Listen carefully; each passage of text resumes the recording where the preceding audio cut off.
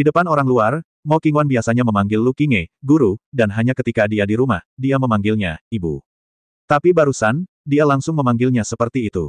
Dapat dilihat betapa bersalahnya perasaan Mo Qingwan. Lu Qingye juga merasa aneh, mengerutkan kening dan bertanya, ada apa, Qingwan? Bukankah aku memintamu jalan-jalan keluar? Mengapa kamu begitu tidak bahagia? Mo Qingwan menatap tajam ke arah Lu Yun, mengertakkan gigi dan berkata, kepala botak, bukankah aku mengatakan bahwa hanya master sektemu yang bisa menghukummu? Sekarang di depan master sektemu, jelaskan pada dirimu sendiri hal-hal tercela dan tidak senonoh apa yang telah kamu lakukan. Botak, ketika Lu Yun mendengar gelar ini, dia hampir tidak bisa menahan diri untuk tidak menamparkan Mo Qingwan lagi. Namun, di hadapan ibunya, dia memutuskan untuk sedikit menahan diri. Lu Yun berusaha keras menahan diri. Del, apakah Mo Qingwan baru saja memanggil wanita cantik ini, ibu? Lu Yun tiba-tiba bereaksi. Memandang Lu Qingye dengan hati-hati. Saya menemukan bahwa alis wanita cantik ini memang sangat mirip dengan Mo Qingwan. Ini bukan intinya. Intinya, apakah wanita cantik ini ibu dari saudara perempuan keempat Wang Bining? Lu Yun dengan cepat menentukan ini. Tapi tidak ada yang dikatakan. Mengenai pengalaman hidup Wang Bining, dia harus menunggu sampai dia kembali untuk membuat keputusan sendiri. Yang harus dilakukan Lu Yun adalah memberitahu Wang Bining beritanya terlebih dahulu. Sebelum Wang Bining mengetahui masalah ini, tidak nyaman bagi Lu Yun untuk campur tangan. Bagaimana mungkin Lu Qingye tidak melihat putrinya sedang marah, dan dia sangat marah hingga suaranya bahkan bergetar ketika dia berbicara.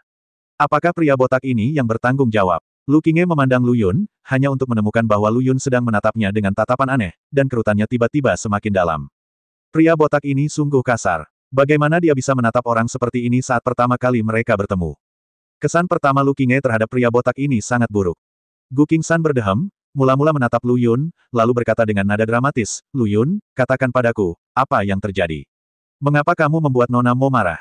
Dia mulai melihat Lu Yun masuk bersama Mo Qingwan dan yang lainnya, dan terkejut, mengira bahwa identitasnya sebagai pewaris diketahui oleh Mo Qingwan. Sekarang tampaknya hal itu tidak terjadi. Gu Qingshan diam-diam menghela nafas lega. Lu Yun menoleh untuk melihat ke arah Mu Ping dan berkata, Elder Mu, terserah kamu untuk berbicara. Saya khawatir itu tidak pantas. Meskipun dia berkulit tebal, dia malu untuk mengatakannya secara terang-terangan, jadi dia menekan pantat Mo Qingwan dan menamparnya dengan gila-gilaan selama beberapa putaran. Mengatakan dan melakukan adalah dua hal yang berbeda. Lu Yun hanya suka melakukan, bukan berbicara. Mu Ping memasang ekspresi rumit dan harus mengulangi apa yang dikatakan Zhang Yun padanya sebelumnya. Itu mungkin berarti Zhang Yun mencurigai Lu Yun bukanlah murid sekte Danyang, dan keduanya salah paham.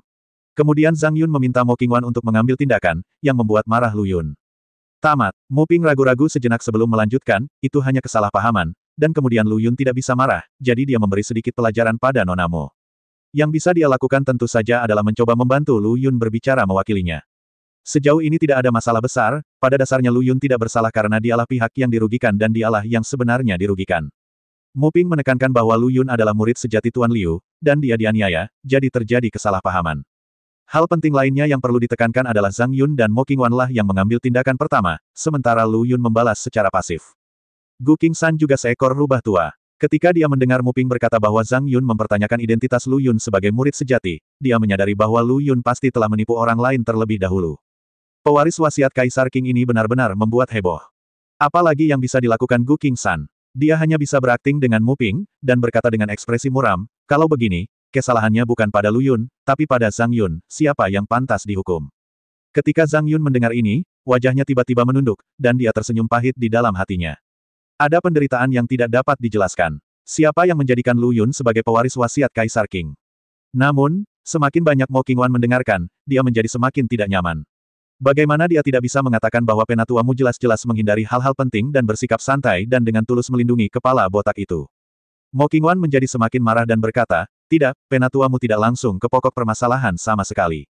Jelas pria botak inilah yang menggodaku lebih dulu. Mo Qingwan merasa bahwa dia biasanya memiliki temperamen yang baik. Awalnya, pria botak itu datang dan menepuk pundaknya, lalu mencubit wajahnya. Orang biasa pasti sudah lama marah. Tetapi pria botak itu menjelaskan bahwa itu adalah kesalahpahaman, dan Mo Qingwan tidak peduli. Siapa yang menyangka bahwa pria botak ini tidak hanya tidak tahu cara menahan diri, tetapi perilakunya selanjutnya akan menjadi lebih berlebihan. Mo Qingwan sekarang sangat meragukan bahwa perilaku Baldet sebelumnya memang disengaja. Seperti yang dikatakan Sun Xiaoxue, dia hanya menggunakan cara itu untuk memulai percakapan, yang kualitasnya sangat rendah.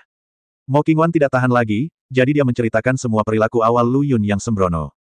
Akhirnya, dia melihat ke arah Mu Ping dan berkata, Tetua Mu, Kamu baru saja mengatakan bahwa pria botak ini dianiaya dan marah, jadi dia memberi saya sedikit pelajaran. Tolong jelaskan, apa itu pelajaran kecil?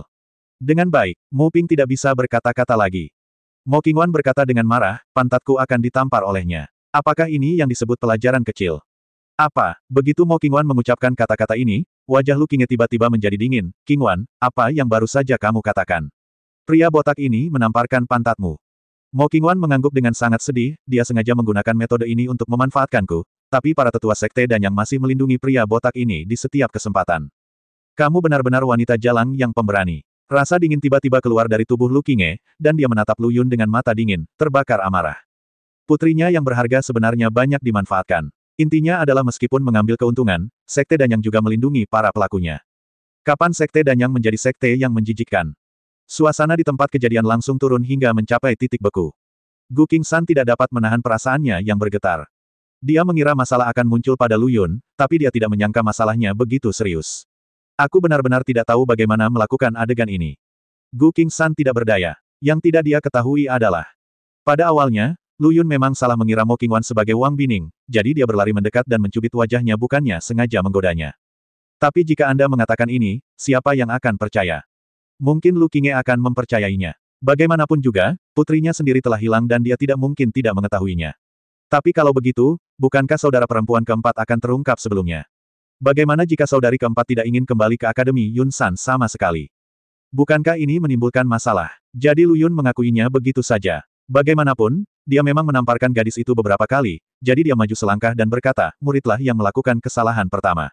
Tolong minta ketua sekte untuk mengeluarkan saya dari sekte sebagai hukuman. Gu Qingshan tertegun sejenak. Lalu dia bereaksi. Wajahnya tiba-tiba tenggelam, dan dia berteriak, Lu Yun, karena kamu sendiri tahu bahwa kamu telah melakukan kesalahan besar, maka aku harus menghukummu, seperti yang kamu inginkan. Mulai hari ini, kamu bukan lagi anggota sekte Danyangku. Ekspresi Gu Qingshan seserius yang ia inginkan. Saya tidak tahu seberapa realistis aktingnya. Lu Yun belum pernah menjadi murid sekte Danyang, jadi tidak ada alasan untuk mengatakan dia dikeluarkan dari sekte tersebut. Dia hanya berpura-pura menunjukkannya kepada Lu Qingye dan putrinya. Gu Qingshan tidak bisa tidak mengagumi Lu Yun. Metode prostitusi gratis ini sangat pintar. Mo Qingwan adalah kecantikan kelas 1 dengan penampilan, sosok, dan temperamen luar biasa. Lu Yun menggunakan identitas palsu untuk memanfaatkan orang lain, dan kemudian mengambil inisiatif untuk meminta hukuman dan menghapus identitas palsu tersebut, yang tidak merugikan sama sekali. Sepanjang hidupnya, Gu Qingshan telah menyaksikan operasi yang begitu tajam untuk pertama kalinya. Mustahil untuk tidak mengaguminya. Nona Mo, sekarang saya akan mengeluarkan pria botak ini, saya akan mengeluarkan Lu Yun dari sekolah. Apakah dia hidup atau mati di masa depan tidak ada hubungannya dengan sekte Danyang saya. Apakah Anda puas dengan hasilnya? Hukuman ini. Mo Qingwan terdiam. Dia sebenarnya tidak memiliki niat buruk, juga bukan tipe karakter yang tidak masuk akal, terutama karena kali ini, Lu Yun berbuat terlalu banyak. Ada juga serangkaian tindakan menutup-nutupi oleh sekte Danyang, yang juga membuatnya sangat marah. Karena itulah Lu Yun diminta dihukum berat. Tapi apakah hukuman dikeluarkan dari majikannya terlalu berat? Mo Qingwan tidak bisa tidak mengingat apa yang dikatakan Mu Ping sebelumnya. Lu Yun adalah satu-satunya penerus sejati Tuan Liu. Sekarang tulang Tuan Liu masih dingin, apakah terlalu kejam untuk mengeluarkan murid-muridnya dari sekolah? Mo Qingwan sebenarnya merasa bersalah dan bertanya, Master Sekte Gu, mengapa kita tidak mengubah metode hukumannya, seperti mengurungnya di sel selama beberapa bulan? Tidak, begitu Mo Qingwan selesai berbicara, dia tiba-tiba mendengar Lu Yun berkata dengan tegas, saya, Lu Yun, adalah seorang laki-laki, dan saya harus memikul tanggung jawab jika saya melakukan kesalahan. Saya akui bahwa saya terobsesi pada saat itu. Melihat kecantikan seperti Nona Mo terasa seperti melihat peri, jadi mau tidak mau saya melakukan hal-hal bodoh. Saya pantas mendapatkan hukuman. Petik 2. Namun di dalam hatinya, dia memiliki pemahaman yang benar-benar baru tentang Mo Qingwan. Mo Qingwan ragu untuk berbicara. Lu Qingye berkata dengan wajah dingin, Qingwan, tidak perlu mengasihani orang seperti ini, dia memang pantas dihukum, dan menurutku hukumannya tidak cukup berat. Kepala botak sialan ini telah menodai kepolosanmu. Mengeluarkannya dari sekolah saja sudah merupakan keuntungan baginya. Mo Qingwan memandang ibunya dengan heran. Mereka sudah dikeluarkan dari divisi ini, bukankah ini cukup serius? Sama seperti dia dibesarkan di Akademi Yun San, betapa tidak nyamannya jika Akademi Yun San mengeluarkannya suatu hari nanti karena suatu kesalahan. Tapi itu jauh dari tujuan menodai kepolosan, bukan? Mo Qingwan tidak setuju dengan kata-kata ibunya. Pada saat ini, Lu Qingye tiba-tiba melihat ke arah Gu Qingshan, mendengus dingin dan berkata, tidak apa-apa dihukum karena masalah kepala botak, tapi bukankah Sekte Danyang Anda juga harus memberikan penjelasan? Gu Qingshan melihat wajah Lu Qingye yang tidak masuk akal dan segera mengerti apa yang dipikirkannya, namun dia berpura-pura bodoh dan berkata dengan hampa, penjelasan apa yang kamu inginkan? Ceritakan padaku berita tentang pewaris wasiat Kaisar Qing. Tentu saja, Gu Qingsan tahu bahwa wanita ini pasti masih berpikir untuk menjadi pewaris wasiat Kaisar Qing. Pertama, dia menggunakan penghinaan Lu Yun terhadap Mo Qingwan untuk mengungkapkan kemarahannya. Bahkan jika dia mengeluarkan Lu Yun dari sekolah, dia tetap merasa tidak puas, hanya untuk membuka jalan bagi langkah ini. Dia memang wanita jalang yang licik. Gu Qingsan diam-diam mengutuk. Namun kemudian sesuatu yang aneh muncul di wajahnya. Bukankah orang yang kamu cari dengan sepenuh hati ada di hadapanmu? Bukankah kamu baru saja memanggilnya pria botak? Mengapa kamu berbalik dan bertanya padaku sekarang? Gu Qingsan benar-benar tidak tahu bagaimana mengekspresikan suasana hatinya saat ini, itu terlalu dramatis. Gu Qingsan menggelengkan kepalanya dan berkata, saya pasti tidak bisa memberitahu Anda identitas pewarisnya, dan saya pikir dia tidak terlalu ingin bertemu dengan Anda. Lu Qingge tertegun dan bertanya, mengapa kamu mengatakan itu? Hehe, Gu Qingsan mencibir 2 kali dengan ekspresi penuh makna di wajahnya, namun tidak berkata apa-apa dan hanya terus menggelengkan kepalanya. Gigi Lu Qingge gatal karena kebencian, dan dia mengutuk dalam hatinya lagi. Mulut rubah tua ini terasa seperti ada jahitan, terlalu kencang. Pandangan sekilas, ketika dia menyadari bahwa pria botak di belakangnya mulutnya sedikit mengerucut, seolah-olah dia sedang menahan senyuman, ketidakbahagiaan Lu Qingge tiba-tiba meledak, dan dia berteriak dengan dingin, mengapa kamu tertawa? Apa yang ditertawakan Lu Yun? Tentu saja dia menertawakan Lu Qingge. Setelah sekian lama berdebat, ternyata yang dicari wanita tersebut adalah dirinya sendiri. Setelah Lu Yun menerima warisan wasiat King Di, dia tidak pernah tahu apa gunanya benda itu. Baru kemudian dia menyadari bahwa itu mewakili semacam kebetulan. Sama seperti tokoh protagonis dalam novel, mereka semua adalah anak-anak yang beruntung. Keberuntungan ini adalah semacam peluang. Jadi dalam novel-novel tersebut, teman-teman di sekitar protagonis pada akhirnya akan mendapatkan sedikit keberuntungan dan mencapai hal-hal besar. Ketika seseorang mencapai pencerahan, ayam dan anjing naik ke surga. Lu Yun berada dalam situasi seperti ini sekarang. Ini bukan dunia fiksi. Ini sama sekali bukan dunia novel. Namun seperti halnya dunia novel, ada teori keberuntungan yang disebut dengan peluang besar. Tentu saja, Lu Qingge berharap putrinya dapat bertemu dengan seseorang yang memiliki peluang besar, terutama sebagai pasangan. Tujuannya sederhana. Lu Yun sekarang akhirnya tahu betapa populernya dia setelah menjadi pewaris wasiat Kaisar Qing. Tetapi, Lu Qingge, saya, orang yang memiliki peluang besar, berdiri di depan Anda dengan jelas, tetapi Anda tidak mengenali saya dan menyebut saya orang yang sangat botak. Di manakah kepala botak itu menyinggung perasaan Anda? Seorang master yang hebat, semakin botak dia, semakin kuat jadinya. Lu Yun menertawakan tindakan Lu Qingge, tapi dia hanya mengerucutkan bibirnya dan menunjukkan sedikit senyuman, yang sangat tertahan. Ini untuk memberi rasa hormat pada Lu Qingge. Namun, Lu Yun terlalu meremehkan kepekaan dan penglihatan tajam wanita ini. Hanya dalam waktu singkat, Lu Qingge berhasil menangkapnya. Lu Qingge dipenuhi amarah. Dia telah bekerja keras di Gu Qingsan begitu lama hingga mulutnya melepuh, namun dia bahkan belum mendapatkan informasi berguna apapun. Gu Qingsan, seekor rubah tua, bahkan tidak memikirkan tentang hubungan lama antara mereka berdua yang telah mereka perdagangkan berkali-kali. Tidak ada rambut yang terlihat. Tentu saja Lu Qingge mengalami depresi. Saya berbalik dan melihat Lu Yun tersenyum. Beraninya kamu menertawakan pria botak sialan ini. Depresi di hati Lu Qingge segera berubah menjadi kemarahan dan meledak, berkata dengan marah, mengapa kamu tertawa? Wajahnya dingin dan nadanya mengancam. Lu Yun segera menahan senyumnya dan berkata tanpa berkata-kata, tertawa itu ilegal. Aku bisa tertawa jika aku mau. Apakah kamu peduli? Yang paling dia tidak suka adalah orang-orang seperti ini. Rasa hormat diberikan satu sama lain. Lu Yun akan menghormati orang yang dihormati Lu Yun, tetapi jika dia bertemu dengan orang yang mendominasi, sombong, dan tidak masuk akal, Lu Yun akan menjadi lebih mendominasi dan sombong dibandingkan orang lain. Begitulah karakternya. Jika Anda marah, Anda akan marah dan Anda tidak dapat mengubahnya. Kamu masih berani membantahku. Lu Qingge memiliki paras wanita cantik, karena kultivasinya, kulitnya sangat halus dan tidak ada kerutan sama sekali. Lu Yun telah melihat beberapa contoh kecantikan yang tidak ada duanya, seperti ibu saudari Qing Cheng, Jiang Rong, dan bibinya sendiri Yin Qiushui. Tapi dibandingkan mereka berdua, Lu Qingge bahkan lebih cantik. Dibandingkan dengan orang biasa dan kultivator seni bela diri, kultivator memiliki ki dan darah yang lebih penuh, dan penampilan mereka secara alami akan menua jauh lebih lambat.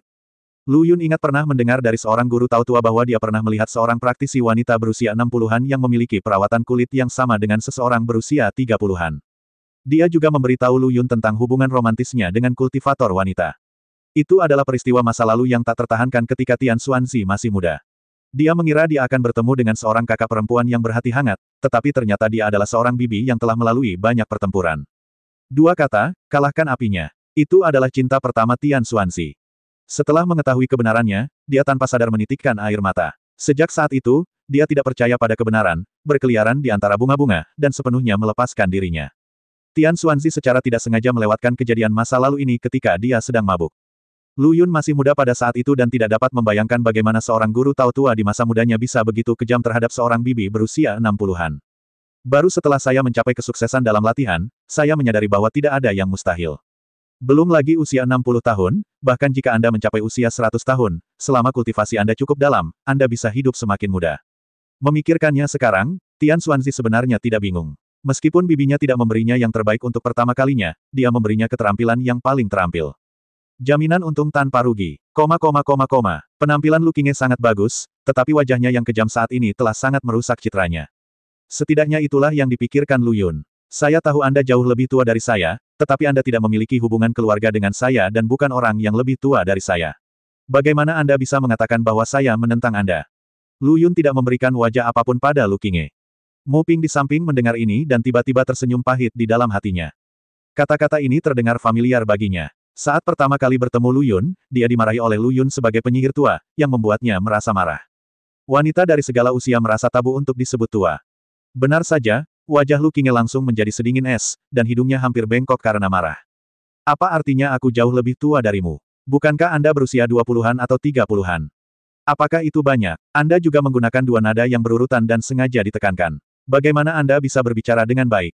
Lu Qingye maju selangkah dan mengangkat telapak tangannya untuk menamparkan wajah Lu Yun, dasar pria botak yang tidak tahu berterima kasih, hari ini aku akan mengajarimu bagaimana berperilaku. Tunggu, ketika Gu Qingsan melihat bahwa Lu Qingye akan mengambil tindakan, dia terkejut. Dia segera menghentikannya dan berkata, Nona Lu, anak muda itu impulsif dan pasti akan mengatakan hal yang salah. Mengapa Anda perlu berdebat dengannya? Apa, Tuan Gu, Anda ingin melindunginya? Lu Qingye melirik kembali ke arah Gu Qingsan dan berkata dengan dingin, sekarang pria botak ini bukan lagi murid sekte Danyangmu. Aku ingat kamu baru saja mengatakan bahwa apakah dia hidup atau mati, itu tidak ada hubungannya denganmu, kan? Karena itu tidak ada hubungannya denganmu, apa masalahnya jika aku memberi pelajaran pada junior kasar ini? Tanda tanya, Gu Qingshan awalnya ingin mengatakan sesuatu yang lain, tetapi setelah memikirkannya dengan hati-hati, lupakan saja. Karena Lu Qingye bertekad untuk melampiaskan amarah Lu Yun, dia tidak terlalu mengkhawatirkannya.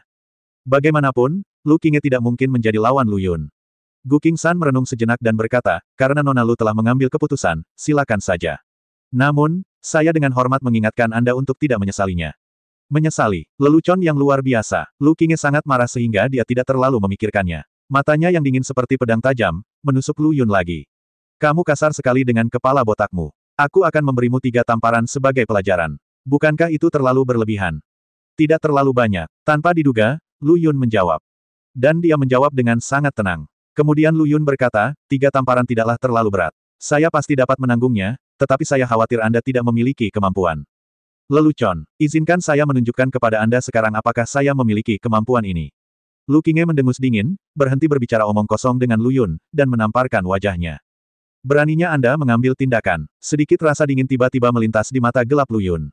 Awalnya, karena wanita ini adalah ibu Wang Bining, Lu Yun bersiap untuk menyelamatkan mukanya, tapi karena dia begitu agresif, itu memalukan. Tidak tahu malu, Tani Aoyama. Namun, tepat ketika tamparan Lu Qingye hendak jatuh dan Lu Yun hendak bergerak, tiba-tiba, suara gemuruh keras bergema di seluruh sekte Danyang. Berdengung, teriakan keras ini, ditambah dengan niat pedang, sebenarnya membuat formasi pelindung gunung sekte Danyang sedikit bergetar. Meskipun tidak sekuat momentum yang dilepaskan Lu Yun sebelumnya, itu masih mengejutkan semua orang di sekte Danyang dalam sekejap. Ekspresi Lu Qingye tertegun. Bagaimanapun, tamparan itu tidak sempat mereda. Dia menoleh dan menatap Gu Qingsan dengan heran. Mendengarkan suara ini, sepertinya orang yang datang itu jahat. Pada saat yang sama, dalam benak Lu Yun, sebuah suara lemah terdengar, Lu Yun kecil. Kakak Qingtan, mata Lu Yun tiba-tiba menjadi dingin. Mengetahui bahwa ini adalah Lin Qingtan yang berkomunikasi dengannya melalui lingkaran pikiran, dia segera menoleh ke Mu Ping dan berkata, bahwa aku menemui saudara perempuanku yang kedua. Mu Ping juga bereaksi tiba-tiba, wajahnya sedikit berubah, dan dia berkata, ikuti aku. Keduanya buru-buru bersiap untuk pergi. Apakah aku setuju dengan kepergianmu? Melihat ini, Lu Qingye tiba-tiba melangkah untuk mengejarnya, dan menekankan telapak tangannya ke bahu Lu Yun, menolak untuk melepaskannya begitu saja. Keluar, jangan main-main denganku. Namun, saat telapak tangan Lu Qingye terangkat, rasa dingin tiba-tiba keluar dari tubuh Lu Yun, yang bahkan lebih menusuk daripada rasa dingin di tubuh Lu Qingye. Dia sedang memikirkan Lin Qingtan sekarang, jadi dia tidak ingin membuang waktu di sini bersama Lu Qingye. Lu Qingye tercengang. Saat Lu Yun berbicara, hatinya bergetar aneh. Itu lebih dari sekedar hawa dingin, tapi lebih seperti roh jahat. Energi jahat yang dingin keluar dari tubuh Lu Yun. Anak ini, Lu Qingye kembali sadar, telapak tangannya masih membeku di udara, tapi hanya Lu Yun yang tersisa. Diam-diam menarik kembali telapak tangannya. Lu Qingye mengerutkan kening dalam-dalam. Gu Qingshan secara alami tidak punya niat untuk memperhatikannya. Dengan ekspresi serius, dia melangkah keluar dari aula dan bergegas menuju sumber suara. Dia berani memanggil namanya di depan semua orang di Sekte Danyang, dan dia masih berteriak dengan niat pedang. Ini sudah merupakan provokasi yang sangat serius. Tidak akan berhasil jika Gu Qingshan tidak maju. Gunung belakang Sekte Danyang. Terdapat ruang batu yang dilengkapi dengan formasi perisai, yang merupakan area terlarang dari Sekte Danyang. Tidak seorang pun diizinkan masuk tanpa persetujuan dari pemimpin dan tetua sekte. Lu Yun bukanlah murid Sekte Danyang, jadi dia tidak memenuhi syarat untuk memasukinya. Namun, karena status istimewanya, Mu Ping membawanya langsung ke kamar batu. Ruang batu memiliki ruangan yang luas dan sirkulasi udara yang lancar, tanpa terasa sempit atau tertekan sama sekali. Di tengahnya, ada dinding batu persegi dengan ukiran hati Kaisar Qing di atasnya. Wanita itu adalah Lin Qingtan. Tapi wajahnya sedikit pucat saat ini. Terlalu sulit. Lin Qingtan benar-benar mengalami kesulitan. Ini adalah pertama kalinya saya memahami pikiran Kaisar Qing. Pada saat kritis ketika saya baru saja tenggelam di dalamnya, saya terganggu oleh aura Lu Yun dan akibatnya saya terluka ringan. Dia tidak menyalahkan Lu Yun. Baru sadari lagi, realisasi kedua ini berjalan sangat lancar. Lin Qingtan dengan cepat membenamkan dirinya lagi di dalamnya dan telah mencapai tahap akhir. Namun siapa sangka, tepat ketika dia akan berhasil pada langkah terakhir, sebuah teriakan mengejutkan tiba-tiba menyelanya lagi. Jika itu hanya suara teriakan biasa, tidak peduli seberapa kerasnya, bahkan jika ada formasi perisai, itu tidak akan mengganggu Lin Qingtan. Ketika niat pedang bergetar, formasi pelindung gunung dari Sekte Danyang akan secara otomatis mempertahankan dirinya. Formasi pelindung gunung adalah fondasi dari seluruh sekte. Jika bergerak, seluruh sekte secara alami akan terpengaruh. Ketika suara itu terdengar tadi, formasi perisai di sekitar ruangan batu juga bergetar, membangunkan Lin Qingtan. Hal yang paling tabu dalam memahami metode batin adalah disela secara tiba-tiba. Ini adalah kedua kalinya Lin Qingtan diganggu, dan karena kali kedua lebih dalam dari yang pertama, reaksi setelah diganggu menjadi lebih kuat. Cedera internal Lin Qingtan kali ini jauh lebih serius daripada sebelumnya. Kuali hijau juga terbang tak terkendali dan berdiri di samping, berkedip dengan cahaya. Untungnya, ada formasi pelindung, jika tidak, aura kuali hijau pasti sudah lama bocor.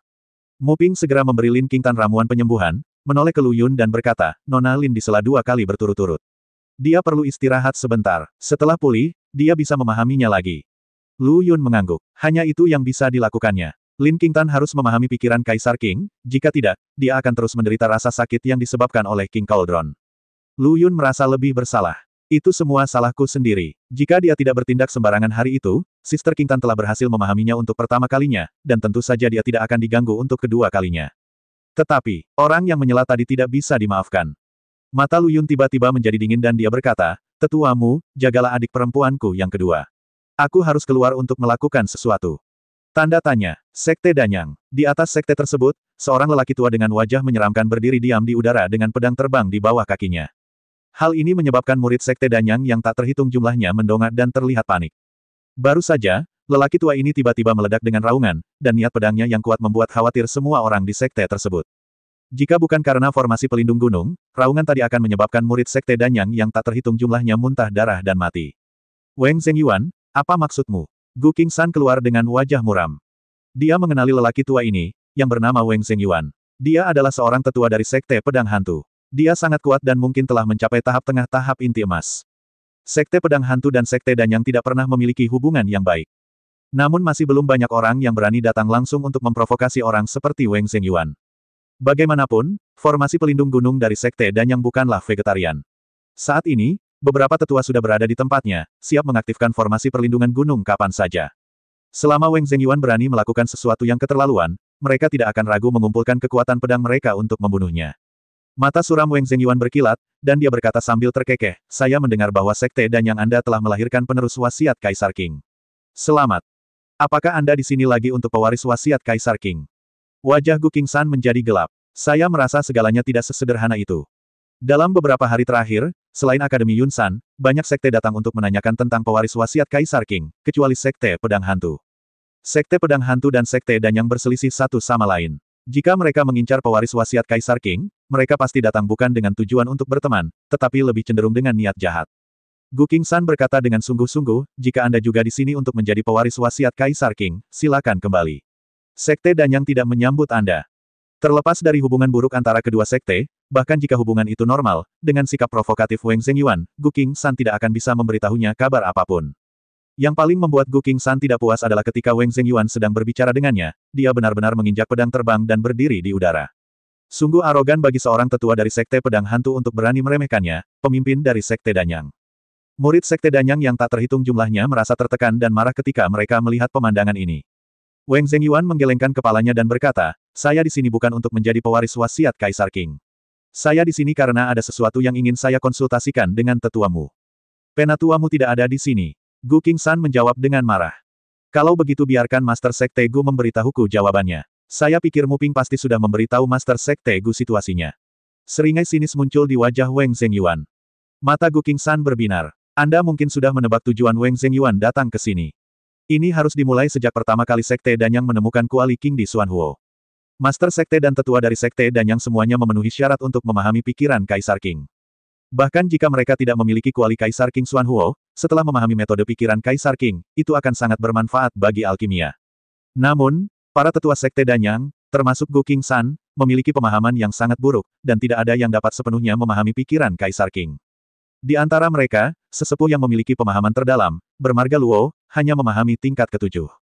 Penatua Luo lah yang pertama kali mengandalkan keterampilan mental Qingdi untuk mendeteksi aura Kuali Xuanhuo, jadi dia mengirim murid sejatinya Ling Feng, Han Yue, dan yang lainnya turun gunung untuk mencarinya. Demi keamanan, Gu Qingshan meminta Muping untuk mengikutinya. Awalnya, hanya Sekte Danyang yang mengetahui masalah ini. Karena Kunlun jauh dari dunia sekuler, jika mereka belum memahami metode pikiran Kaisar Qing, mustahil bagi praktisi biasa untuk mendeteksi bahwa aura Kuali Xuanhuo tiba-tiba muncul di tempat yang begitu jauh. Namun entah kenapa, kabar tersebut tetap bocor dan diketahui sekte lain. Jadi beberapa orang dengan motif tersembunyi diam-diam mengikuti murid-murid Sekte Danyang di selatan Kerajaan Panjang, termasuk Weng Laogui dari Sekte Pedang Hantu dan Gong Ziyu dari Akademi. Inilah sebabnya mengapa para praktisi yang awalnya langka di dunia sekuler muncul di dekat Aula Xinglin pada waktu yang bersamaan. Disayangkan, mereka tidak beruntung dan bertemu dengan Dewa Jahat, Lu Yun, yang membunuh Weng Laogui dan Gong Ziyu dengan sangat mendominasi. Muping, bagaimanapun, lolos dari bencana karena dia mengungkapkan berita tentang pekerjaan Kaisar Qing. Setelah kembali, Muping memberitahu Gu Qingshan apa yang terjadi malam itu, yang tentu saja termasuk pembunuhan Weng Laogui dan lainnya oleh Lu Yun. Hari ini, tamu tak diundang yang tiba-tiba datang, Wang Zhengyuan, tidak lain adalah saudara laki-laki Weng Laogui. Dia baru saja mengatakan bahwa dia di sini bukan untuk pewaris wasiat Kaisar Qing, dan dia juga menyebut Muping.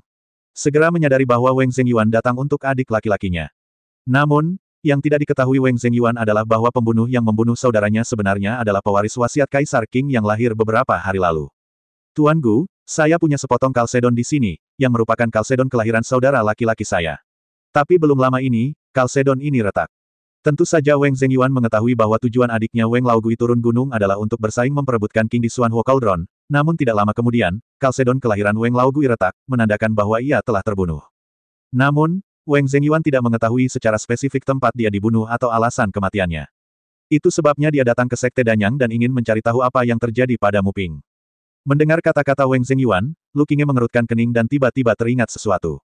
Tampaknya Tuan Muda Yu dari keluarga Zhu di Akademi Yunsan juga menyelinap keluar dari Kunlun selama waktu itu, mungkin juga untuk Kaisar Qing Xuanhuo Cauldron. Konon tidak lama kemudian, kalsedon kelahiran Gong Ziyu retak. Tak hanya itu, seorang Jin dan Qi yang dikirim oleh keluarga Zhu untuk melindungi Gong Ziyu juga tewas. Lu Qingye tidak memikirkan kejadian ini pada awalnya, karena kekuatan Akademi. Baru setelah Wang Zhengyuan menyebutkannya, Lu Qingye tiba-tiba mengingatnya. Saya benar-benar tidak tahu apa yang mereka alami di luar, tetapi mereka semua mendapat masalah. Weng Laogui dan Gong Ziyu keduanya terjatuh di luar. Hal yang paling menakutkan adalah kultivator tahap ramuan emas dari keluarga Zhu juga meninggal. Tapi Muping kembali. Ini menunjukkan bahwa Muping kemungkinan besar mengetahui kebenarannya. Karena dia mengetahui kebenaran, Gu Qingshan juga harus mengetahui kebenarannya. Wang Zhengyuan datang ke sini hanya untuk mencari kebenaran. Kebenaran tentang kematian saudaranya Weng Laogui. Lu Qingye memandang Gu Qingshan dengan rasa ingin tahu yang sama. Dia tidak tertarik dengan kematian Gong Ziyu dan tidak mau bertanya, tapi bukan berarti dia tidak penasaran. Bagaimana Gu Qingshan bisa mengatakan yang sebenarnya kepada mereka? Setelah merenung sejenak, dia berkata, Wang Zhengyuan, kalsedon saudaramu retak. Apa hubungannya dengan penatuamu? Apa hubungannya dengan Sekte Danyang kita? Aku tidak mengatakan bahwa kematian kakakku ada hubungannya dengan Muping. Aku hanya ingin bertanya padanya tentang situasi di luar. Maaf, tetuamu memberitahuku bahwa dia tidak pernah melihat kakakmu sejak dia pergi hingga dia kembali, jadi kami tidak tahu bagaimana hantu tua Weng meninggal. Melihat bahwa Gu Qingsan tidak mau mengakuinya, wajah jahat Wang Zhengyuan sedikit berubah, dan dia berkata dengan sinis, pemimpin Sekte Gu, jangan mempersulitku. Gu Qingsan mendengus dingin dan berkata, ketidaktahuan berarti ketidaktahuan. Tidak peduli bagaimana kamu bertanya, kamu tetap tidak tahu. Silakan kembali. Wang Zhengyuan terdiam beberapa saat. Tiba-tiba, dia tersenyum sedih dan berkata, karena Master Sekte Gu berkata demikian, saya tidak akan memaksa orang lain melakukan apapun. Saya hanya ingin mengingatkan murid sekte Anda untuk lebih berhati-hati saat keluar.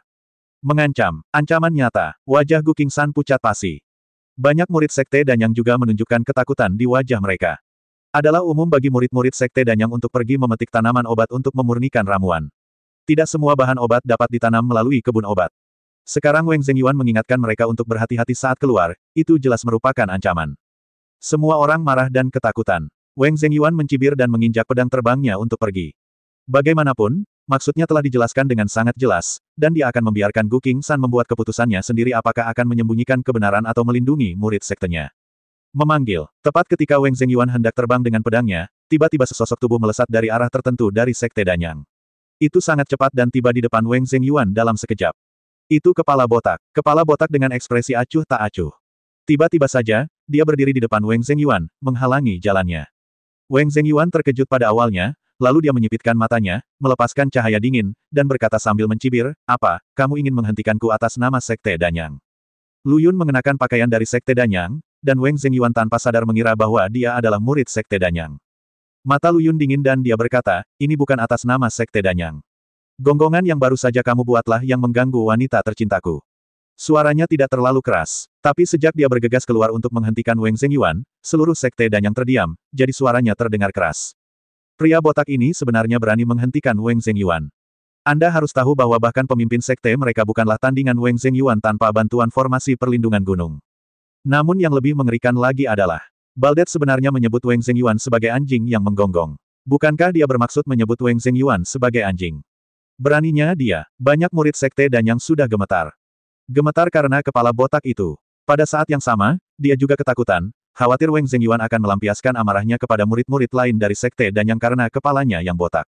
Awalnya, Wang Zhengyuan mengancam mereka untuk berhati-hati saat keluar. Sekarang kepala botak telah membuat marah Wang Zhengyuan, apakah itu berarti Wang Zhengyuan akan lebih kejam saat bertemu dengan murid sekte Danyang di masa depan? Kepala botak ini adalah bencana. Banyak murid sekte Danyang mengertakkan gigi karena kebencian. Di samping Mo Qingwan, Sun Xiaoxue dengan gugup meraih lengan gioknya, membuka matanya dan berkata, Qingwan, Baldet, lihat, Baldet gila, dia benar-benar berani memprovokasi Wang Zhengyuan. Saya punya mata. Mo Qingwan terdiam. Aku tidak bisa berkata-kata kepada Sun Xiaoxue, dan pada saat yang sama aku semakin tidak bisa berkata-kata kepada Lu Yun. Saya benar-benar tidak tahu apa yang dipikirkan pria botak itu. Pertama dia keluar untuk meremehkan dirinya sendiri, tetapi dikeluarkan dari sekte. Sekarang dia bahkan lebih gila lagi, dan dia benar-benar menyerang kepala Wang Zhengyuan. Wang Zhengyuan berada di tengah-tengah tahap ramuan emas. Jika Anda bertemu dengannya, bukankah Anda meminta kematian Anda sendiri? Pernahkah Anda melihat bahwa pemimpin sekte Anda pun berani marah tetapi tidak berani berbicara? Kapan giliran pria kecil sepertimu yang mencuri perhatian? Mo Qingwan tidak tahu mengapa dia begitu marah. Dia tidak pernah peduli dengan pria di sekitarnya sebelumnya. Mungkin karena pria botak yang penuh kebencian itu adalah pria pertama yang berani menamparkan pantatnya dengan begitu berani. Mungkin karena kepala botak itu, karena dia, Gu Qingsan dikeluarkan dari sekolah, dan Mo Qingwan merasa bersalah. Mungkin karena lelaki botak itu, ketika dia mengatakan ingin mengubah metode hukuman, dia tiba-tiba berdiri dan berkata, saya melakukan kesalahan, jadi saya harus menerima hukumannya. Atau mungkin, seperti yang dikatakan Sun Xiaoxue, itu karena kepalanya yang botak dan penampilannya yang tampan. Alasannya sangat rumit. Pikiran anak perempuan pada dasarnya rumit. Mo Qingwan sangat keterlaluan. Dia menoleh untuk melihat ke arah Lu Qingye dan berkata, Guru, mengapa kamu tidak pergi dan membujukku? Meskipun kepala botak itu penuh kebencian, sayang sekali jika mati. Suasana hatinya kini telah kembali normal, dan dia secara alami mengubah alamatnya menjadi Lu Qingye. Tapi saat dia mengucapkan kata-kata ini, dia pun terkejut. Apakah kamu benar-benar memohon belas kasihan atas nama pria botak itu? Salah. Saya pasti merasa kasihan padanya, jadi saya menjadi perantara atas namanya. Mo Qingwan dengan cepat meyakinkan dirinya sendiri. Namun, Lu Qingye melirik ke arah Gu Qingsan terlebih dahulu, lalu mendengus dingin, bahkan Gu Qingsan pun tidak terburu-buru. Mengapa kita harus terburu-buru? Kepala botak itu sedang mencari kematian, jadi biarkan dia mati. Tanda tanya. Gu Qingsan melihat pemandangan ini dengan rasa tidak suka. Ini sangat tidak menyenangkan. Dia menyadari kekuatan Lu Yun dan sama sekali tidak takut pada Wang Zhengyuan, Tapi jika Lu Yun mengambil tindakan kali ini, kepalanya yang botak mungkin akan membuatnya terkenal di Kunlun. Apa gunanya pertunjukan sebelumnya? Tidak ada artinya. Gu Qingsan pasti punya motif egois. Dia memberitahu Lu Yun secara terbuka bahwa dia ingin tetap rendah hati untuk membantunya menghindari beberapa masalah, tapi intinya, dia hanya ingin memiliki Lu Yun sendirian. Eksklusif. Tidak ada salahnya menggunakan kata ini. Perasaan saat paha dipegang oleh satu orang sama sekali berbeda dengan perasaan dipegang oleh 100 orang. Lu Yun baru berusia 20-an, tetapi dia sudah memiliki kekuatan yang menantang surga. Bakat kultivasinya tidak terkalahkan di hampir seluruh wilayah Kunlun, dan dia benar-benar menantang surga. Begitu berita ini menyebar, Kunlun akan terguncang. Ini tidak ada hubungannya dengan pewaris wasiat Kaisar Qing. Bahkan jika Lu Yun bukan pewarisnya, hanya dengan kekuatan tirani dan bakat yang menantang surga ini, dia akan menjadi makhluk yang bersaing untuk dimenangkan oleh banyak sekte. Bahkan lebih populer dari identitas ahli waris. Pewaris berarti peluang dan potensi. Memenangkannya adalah semacam investasi. Saya berharap di masa depan, ketika Lu Yun besar nanti, dia bisa mendapatkan keuntungan darinya. Namun hari ini, jika Lu Yun mengambil tindakan dan memperlihatkan kekuatannya, ini bukan lagi investasi di masa depan, melainkan pelukan yang sudah jadi. Inilah sebabnya Gu Qingsan tidak ingin Lu Yun mengambil tindakan. Tapi dia tahu itu mustahil. Lu Yun sangat marah karena Lin Qingtan terganggu oleh penampilan Wang Zhengyuan. Bagaimana seseorang dengan karakter mendominasi seperti dia bisa menahan nada seperti itu? Oleh karena itu, Lu Yun pasti akan memberi pelajaran pada Wang Zhengyuan. Gu Qingsan mengetahui hal ini dengan sangat jelas.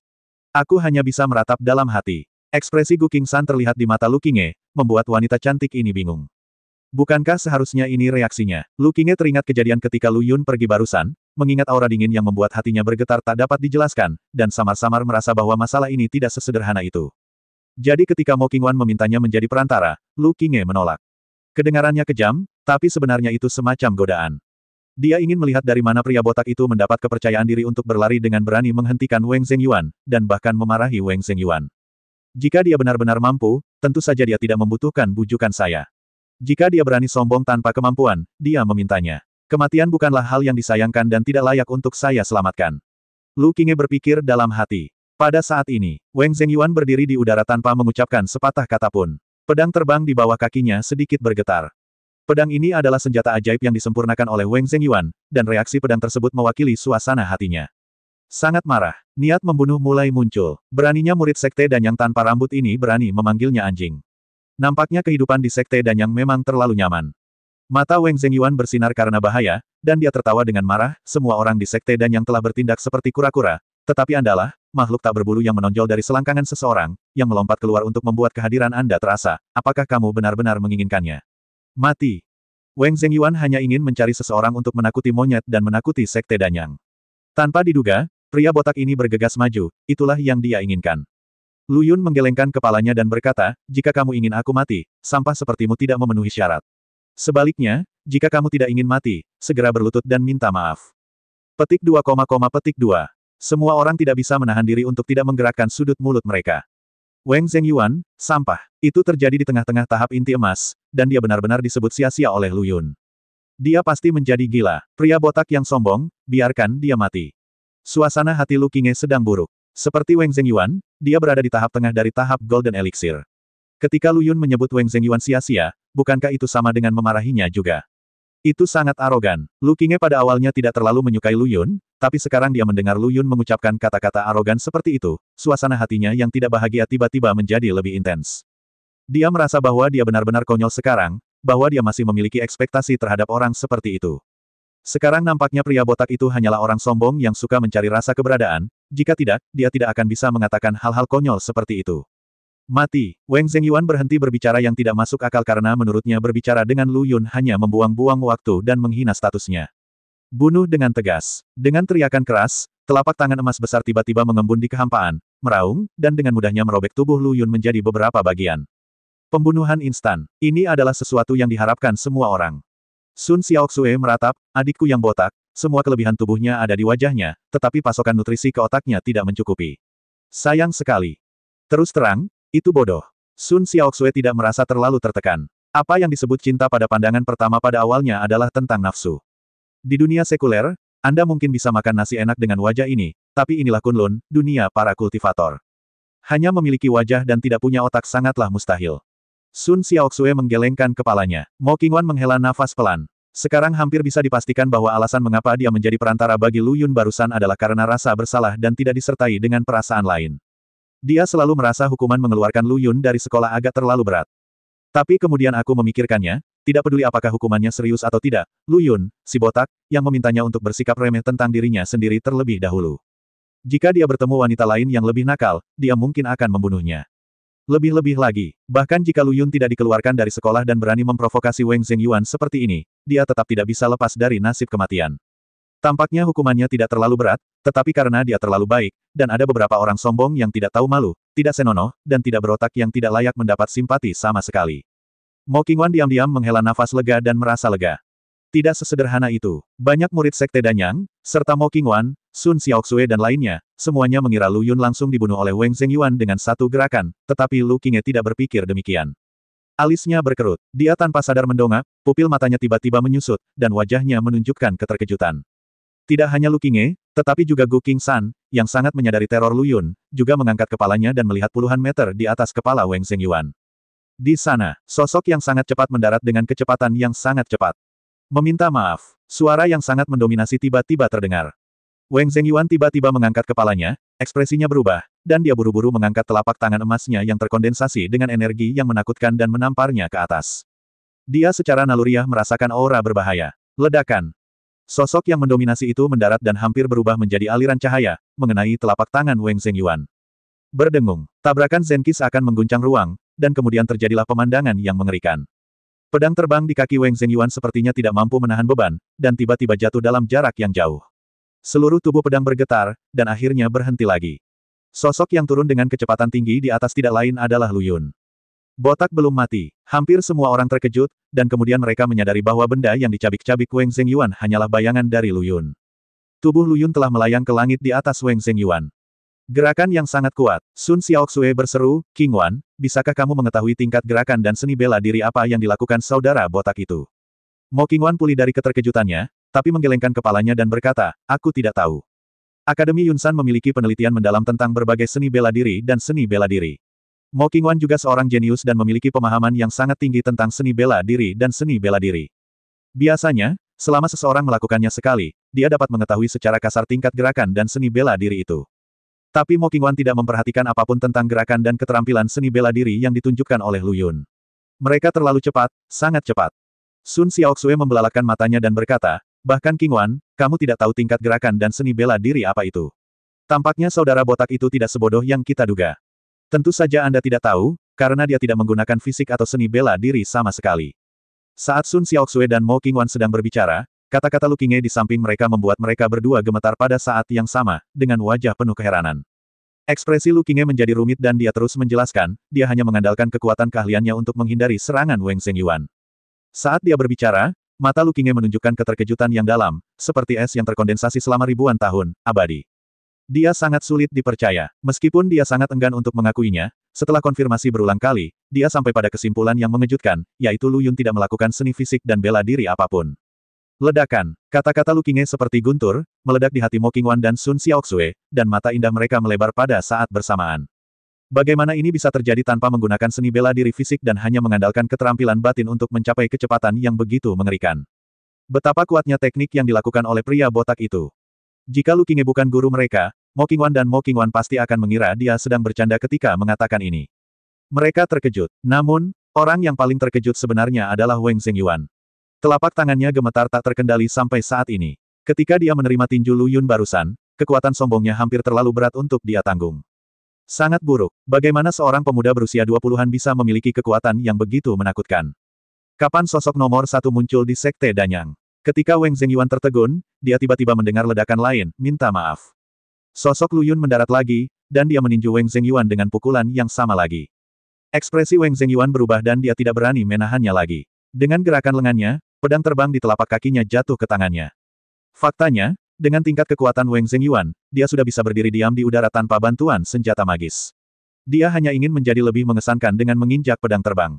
Namun kini menghadapi musuh yang kuat, Wang Zhengyuan tidak berani berpura-pura lagi dan hanya bisa mengangkat pedangnya untuk menyerang. Tertawa, Wang Zhengyuan mengarahkan pedangnya ke langit, dan dengan energi pedang yang tajam, pedang itu naik ke langit, dan cahaya pedang emas terang langsung meletus. Sosok Lu Yun tidak berhenti, seolah-olah dia tidak melihat cahaya pedang emas sama sekali. Energi Qian kuno yang kaya terkondensasi di tinjunya, yang secara langsung menghancurkan cahaya pedang emas. Ledakan, pukulan kerasnya masih kuat, menghancurkan cahaya pedang emas, dan kemudian dengan paksa menekan Weng Zhengyuan untuk jarak tertentu. Saat ini, jarak antara Weng Zhengyuan dan tanah kurang dari 10 meter. Saat ini, semuanya sunyi. Pria botak itu benar-benar menekan Weng Zhengyuan dengan pukulan yang sama lagi, dan setelah menghancurkan serangan pedangnya, menekannya lagi. Bagaimana ini mungkin? Apa identitas pria botak ini? Belum lagi beberapa orang dari Akademi Yunsan, bahkan sebagian besar murid Sekte Danyang tidak mengetahui kapan sosok sekuat itu muncul di Sekte Danyang mereka. Master Sekte Danyang mempraktikkan alkimia, dan kekuatan tempur mereka tidak terlalu tinggi. Bahkan para tetua mereka, beberapa masih dalam tahap pembangunan fondasi, dan hanya sedikit yang telah mencapai tahap ramuan emas.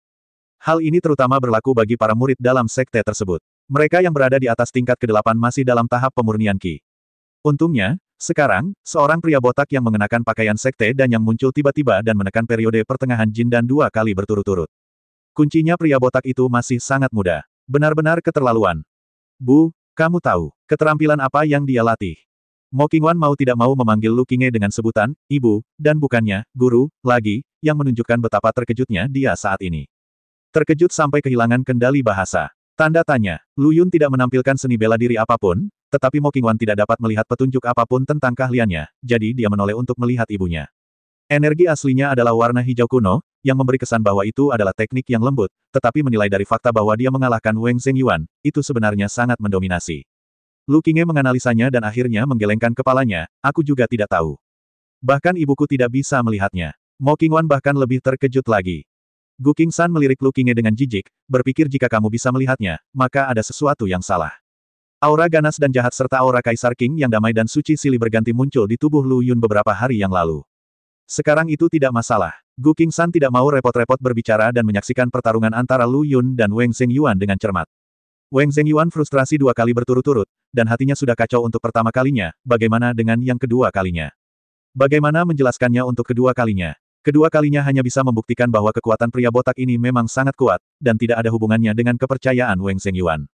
Meminta maaf. Sebelum Weng Zhengyuan pulih dari keterkejutan akibat pukulan kedua, tiba-tiba suara dingin dan sombong itu terdengar lagi di telinganya. Weng Zhengyuan sedang dalam suasana hati yang buruk. Dia benar-benar tidak tahu kenapa dia meminta maaf. Apakah karena dia tidak menghormati Gu Qingsan? Jadi pria botak ini harus meminta maaf kepada Gu Qingsan sendiri. Apakah kompleks sekte pria botak ini begitu menyentuh?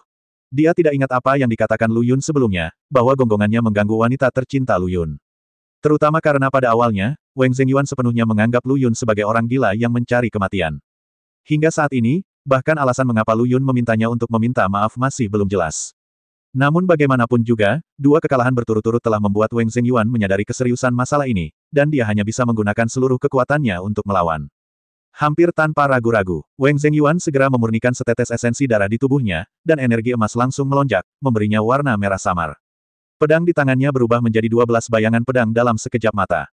Pedang hantu 13, lantai 12. Dia memiliki 1 pedang lebih banyak dari Weng Lao Gui yang asli. Berdengung, bayangan pedang itu bergetar dan menunjuk langsung ke arah Lu Yun. Ini adalah pemandangan yang serupa. Satu-satunya perbedaan adalah Lu Yun menggunakan pedang ilahi pengendali jiwa untuk menyapu pedang sesuka hati dan memecahkan 11 pedang hantu Weng tua. Pada saat ini, dia tidak memanggil pedang ilahi pengendali jiwa. Tidak ada waktu untuk memanggil. Saat dia datang ke Kunlun kali ini, dia sama sekali tidak membawa pedang ilahi pengendali jiwa. Saat dia memanggilnya, hari bunga bakung sudah dingin. Tapi Lu Yun melakukan upaya yang lebih berani. Dia telah mengumpulkan seluruh energinya, dan tidak ada lagi kecemerlangan di tinjunya. Adegan ini mengejutkan semua orang. Apakah dia berencana untuk menghadapi pedang hantu 12 Weng Zhengyuan dengan tangan kosong? Gila, hampir semua murid sekte dan yang menunjukkan ekspresi bingung dan kelopak mata mereka berdebar kencang. Kali ini Weng Zhengyuan datang untuk memprovokasi mereka, yang membuat mereka sangat tertekan dan sedih. Apalagi ancaman Weng Zhengyuan membuat semua orang tidak berani angkat bicara. Sampai Lu Yun muncul dan memprovokasi Weng Zhengyuan, mereka masih mengeluh. Perilaku bodoh Lu Yun hanya akan membuat Weng Zhengyuan semakin marah dan membawa bahaya tersembunyi yang lebih besar bagi mereka, para murid sekte Danyang. Namun saat kekuatan Lu Yun terungkap, dia menekan Weng Zhengyuan dengan 2 pukulan dominan berturut-turut.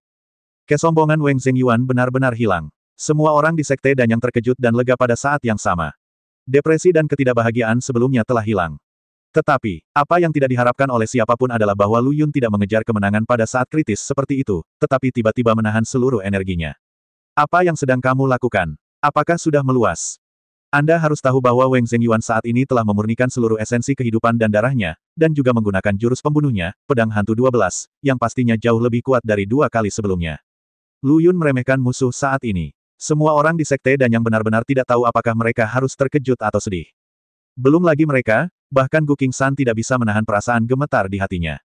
Kakak Lu, apa yang sedang kamu mainkan? Gu Qingshan tahu bahwa Lu Yun sangat kuat, dan dia baru saja membuktikannya, tapi sekuat apapun dia tidak bisa menahan tekanan yang begitu besar. Truki adalah fondasi seorang kultivator dan dapat digunakan untuk menyerang dan bertahan. Bahkan para ahli top yang telah mencapai kesempurnaan agung tahap inti emas kemungkinan besar akan mati di tangan seorang praktisi di tahap awal tahap inti emas jika mereka tidak menggunakan energi sejati. Tindakan Lu Yun terlalu berani, terlalu tidak masuk akal, dan terlalu membingungkan. Mama, Mo Qingwan hendak berbicara, tapi dia mendengar Lu Qingye berkata dengan ekspresi serius, jangan bicara dulu, lalu lihat. Dia dulu sangat membenci Lu Yun, tapi setelah benar-benar melihat kekuatan Lu Yun, konsep ini diam-diam berubah. Dia merasa mustahil bagi Lu Yun untuk mempercayakannya sedemikian rupa. Harus dikatakan bahwa tidak ada yang berani mempercayakannya sejauh ini, kecuali Lu Yun memiliki metode persembunyian lain. Harapan di hati Lu Qingye muncul kembali. Di lapangan, Wang Zhengyuan secara alami menyadari bahwa Lu Yun telah menarik energinya, dan kilatan dingin muncul di matanya. Dia merasa bahwa Lu Yun membencinya, jadi dia mengambil tindakan tanpa ampun. 12 bayangan pedang menembus berdampingan, memotong udara dan mengeluarkan raungan yang keras. Jika kamu berani memberitahuku, aku akan mengirimmu ke neraka. Wang Zhengyuan meraung, dan kebencian dari 2 kali sebelumnya muncul pada saat ini, mencoba menyelamatkan muka dengan gerakan membunuh yang paling kuat ini. Dan satu-satunya nasib Lu Yun adalah kematian. Tertawa, 12 bayangan pedang dengan ketajaman yang menakutkan naik ke langit, dan cahaya kemasan terang berkumpul menjadi satu kelompok, yang lebih menyilaukan dari matahari di langit, menerangi langit di atas seluruh Sekte Danyang. Tubuh Lu Yun jatuh lurus ke bawah, menghadap 12 sinar pedang, tapi tidak ada tanda-tanda energi sejati di tubuhnya. Sepertinya dia benar-benar tidak ingin hidup lagi. Setiap orang memiliki emosi yang campur aduk, merusak. Tapi ketika semua orang mengira kepala botak besar itu akan dihancurkan oleh 12 sinar pedang, mereka tiba-tiba mendengar teriakan keras keluar dari mulut Lu Yun. Lalu Lu Yun mengubah tinjunya menjadi jari. Jari telunjuk tangan kanannya tiba-tiba tertusuk cahaya merah, dan nyala api yang mengerikan melonjak. Bang bang bang bang, kemanapun api itu lewat, bayangan pedang itu hancur. Roh api, semua orang di Sekte Danyang membelalak ngeri. Mereka semua tahu bahwa hilangnya panas di menara Danyang berarti ada yang salah dengan api spiritual di lantai 11. Namun hanya sedikit orang yang tahu persis apa yang salah. Baru setelah mereka merasakan api keluar dari tubuh Lu Yun, mereka tiba-tiba menyadari bahwa api spiritual telah diambil oleh pria botak ini. Artinya, saat ini, semua orang menyadari satu hal. Hari ketika ada masalah dengan api spiritual adalah hari ketika pewaris wasiat Kaisar Qing muncul. Sekarang api spiritual muncul di tubuh pria botak, yang berarti kepala botak ini, adalah pewaris kehendak Kaisar Qing. Sangat, ciri-ciri tinggi badannya sama persis dengan pria berjubah hitam hari itu. Saat ini, semua orang di Sekte Danyang, baik murid maupun tetua, gemetar. Tak heran jika pria botak ini begitu sakti. Ternyata ia adalah pewaris wasiat Kaisar Qing. Pewaris ditakdirkan untuk menjadi luar biasa. Suasana hati Gu Qingshan bahkan lebih buruk lagi. Dia sudah lama curiga bahwa api spiritual ada di dalam tubuh Lu Yun, tetapi Lu Yun menolak mengakuinya, dan Liu juga berbicara kepadanya, jadi Gu Qingshan hanya bisa menutup mata. Saat saya melihatnya hari ini, ternyata itu benar. Hati Gu Qingshan berdarah. Saat mengalami pendarahan, saya juga merasa sangat pahit. Awalnya, saya berpikir untuk menipu Lu Yun agar tidak menonjolkan diri sehingga Sekte Danyang dapat menikmati paha ini secara eksklusif. Tapi sekarang lebih baik, kekuatannya telah terungkap, dan identitas pewarisnya juga telah terungkap. Gu Qingshan merasa dia telah kehilangan 10 miliar pil ajaib dalam sekejap. Ledakan, kekuatan api spiritual secara alami tidak sebanding dengan api biasa. Suhu tinggi yang terik tidak hanya menghancurkan 12 bayangan pedang Wang Zhengyuan, tetapi juga mengeriting rambut, alis, dan janggutnya. 2 kepala botak langsung muncul di lapangan. Setiap orang memiliki ekspresi yang aneh, dan akhirnya mengerti mengapa Lu Yun berpenampilan botak. Ternyata itu karena api spiritual. Ledakan, Wang Zhengyuan terkejut dan tubuhnya terjatuh dengan cepat. Untungnya, Lu Yun tidak terus menggunakan serangan api roh, tetapi membantingnya ke tanah dengan tangan kosong. Adapun api spiritual tadi, tidak ada yang tahu dari mana asalnya atau bagaimana diambil kembali oleh Lu Yun. Itu muncul begitu saja dan kemudian menghilang begitu saja. Jika kepala botak Wang Zhengyuan tidak begitu mencolok, semua orang akan mengira adegan sebelumnya hanyalah ilusi. Jari-jari Lu Yun telah kembali normal. Saya juga sangat terkejut di dalam. Dia awalnya ingin tetap bersikap rendah hati, tetapi sayangnya kekuatannya tidak memungkinkannya. Sejak dia memutuskan untuk memberi pelajaran pada Wang Zhengyuan, sudah ditakdirkan bahwa dia tidak dapat terus bersikap rendah hati. Di usianya yang ke-20, di tengah masa ramuan emas, ini adalah hal yang sangat keterlaluan. Agaknya, nama botaknya akan segera menyebar ke seluruh Kunlun. Lu Yun berpikir karena dia sudah menjadi orang yang sangat terkenal, dia sebaiknya menjadi lebih terkenal dan menggunakan kesempatan ini untuk menguji kekuatan api spiritual. Efeknya di luar imajinasi. Tampaknya dia perlu mengumpulkan lebih banyak api spiritual di masa depan. Bagaimanapun, dengan situasi saat ini, tidak mungkin baginya untuk meningkatkan tingkat kultivasinya.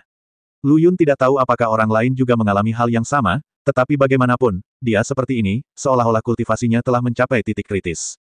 Sangat aneh. Tapi tidak tahu kenapa, karena tingkat kultivasi tidak dapat ditingkatkan, seseorang hanya dapat menemukan cara untuk meningkatkan kemampuan tempur, seperti menelan api spiritual, yang merupakan salah satu caranya. Lu Yun melepaskan serangan api spiritual dengan cara yang menonjol kali ini. Dia tidak khawatir apakah identitasnya sebagai pewaris wasiat Kaisar Qing akan terungkap, dan dia tidak peduli sama sekali. Lihat pendaratan Wang Zhengyuan, Lu Yun sekali lagi meninju bahu lelaki tua yang meniru kepala botak itu, dan berteriak, berlutut dan minta maaf. Celepuk. Wang Zhengyuan berlutut. Dia sangat ketakutan. Saya belum pernah bertemu orang mesum yang begitu menakutkan dalam hidup saya. Apalagi yang bisa saya lakukan? Saya hanya bisa melakukan seperti yang dikatakan Lu Yun, berlutut di tanah dan berkata dengan keras, Tuan Gu, maafkan saya. Dia seharusnya tidak terlalu tidak menghormati Gu Qingshan. Ketika dia berbicara dengan Gu Qingshan sebelumnya, dia benar-benar menginjak pedang terbang dan menyeretnya ke udara. Jadi Wang Zhengyuan meminta maaf. Tapi siapa tahu, Lu Yun terlihat tidak puas dan berkata, kamu bahkan tidak tahu harus meminta maaf kepada siapa, tapi kamu masih berani meniru penampilanku. Apakah kepala botakmu setampan milikku? Petik 2, petik 2. Wang Zhengyuan ingin menangis tetapi tidak menangis. Bukankah kamu membuat kepala botakku terlihat seperti ini? Boleh saja memfitnahku, tapi kamu justru mempermalukanku dengan mengatakan kalau tampang botakku tidak sebagus milikmu. Yah, sepertinya aku memang tidak bisa membandingkan, sama saja dengan langit dan bumi. Wang Zhengyuan mengakuinya. Senior Baldet, maafkan aku. Aku buta dan menyinggung perasaanmu. Aku minta maaf padamu. Wang Zhengyuan sudah ketakutan oleh Lu Yun, jadi dia langsung memanggil Lu Yun sebagai senior dan meminta maaf padanya. Lu Yun masih merasa tidak puas, alasan terpenting adalah kamu tidak menyebutkannya. Apakah kamu begitu cepat melupakan gonggongannya? Ekspresi Wang Zhengyuan membeku, dan kemudian kilatan cahaya melintas di benaknya. Kemudian dia teringat apa yang dikatakan Lu Yun ketika dia pertama kali memanggilnya anjing yang menggonggong. Senior Baldet, aku minta maaf pada wanita yang kamu cintai. Seharusnya aku tidak mengganggu wanita tercintamu. Cukup banyak, Lu Yun berkata dengan ringan. Wang Zhengyuan akhirnya menghela nafas lega. Dia akhirnya mengerti mengapa senior muda botak ini begitu marah dan memintanya untuk meminta maaf.